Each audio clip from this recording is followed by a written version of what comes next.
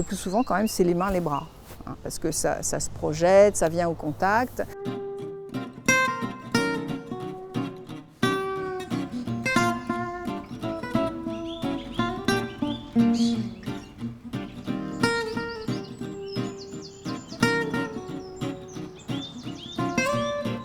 Concernant les problèmes de contact avec certaines plantes, vous allez avoir des dermatites allergiques ou non allergiques.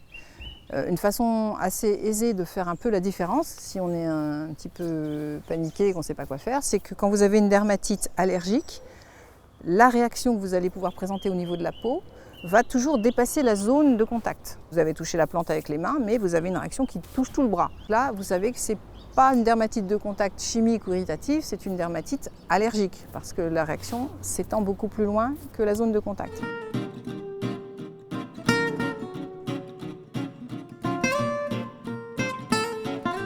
Et après, sur les dermatites de contact, effectivement, vous avez touché la plante, vous avez une réaction au niveau uniquement des mains. Assez connue, c'est toute la famille des euphorbes, hein, où il y a beaucoup d'espèces. Et là, c'est le lait, la sève, qui est un petit peu blanche, un peu épaisse, qui engendre effectivement des réactions de contact chimiques avec des vésicules, des brûlures. Bon, là, il faut un traitement, mais ce n'est pas de l'allergie. Le danger avec ça, c'est plutôt si ça va dans les yeux. Parce qu'une brûlure oculaire, évidemment, c'est quand même une urgence ophtalmique.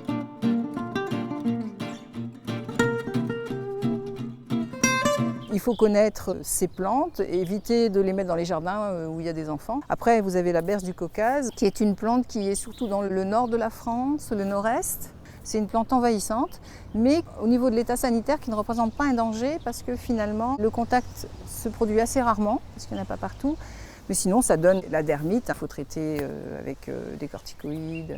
En fait, dans les plantes, il y en a beaucoup qui, effectivement, vont avoir au niveau de leur sève des dérivés de l'oxalate de calcium, des terpènes, la broméline dans l'ananas, par exemple, effectivement, qui vont donner des irritations, d'une part, et des réactions chimiques. C'est de la dermite irritative ou chimique.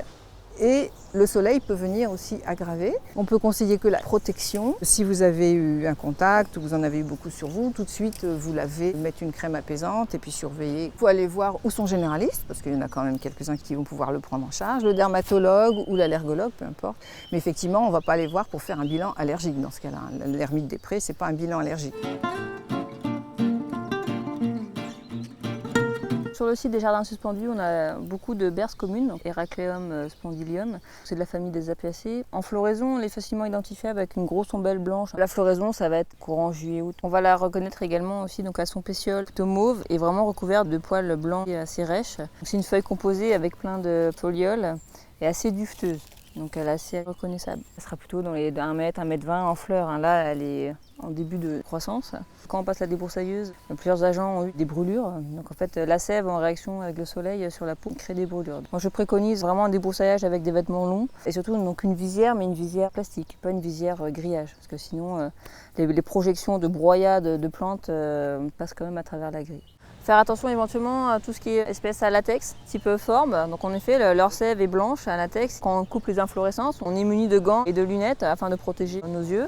Moi, si j'aurais éventuellement un petit conseil, moi qui est jeune maman, j'ai plutôt mis mon pied de forme en fonte massif. Ce n'est pas des plantes que je mettrais en bord pour la sève.